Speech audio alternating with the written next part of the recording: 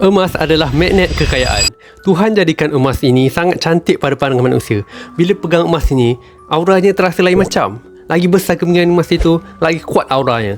Kita akan mula ketagih untuk belinya lagi dan lagi, sampai habis duit simpanan digunakan untuk beli emas.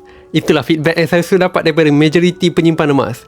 Mereka beli emas sampai kering duit simpanan. Walaupun begitu, mereka tak berimbang sebab bila ada emas di tangan, maksudnya mereka ada duit. Cuma duit tu dalam bentuk yang lebih kukuh lah nilainya dan duit tu kalis bocor.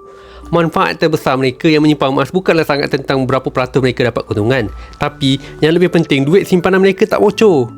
Dengan menyimpan emas, mereka berjaya selesaikan salah satu masalah terbesar kewangan mereka, iaitu sudah bekerja bertahun-tahun tapi duit simpanan 3 bulan gaji pun tak ada. Manfaat begini tidak ada dirasai oleh pelaburan emas lain, JIA atau emas digital.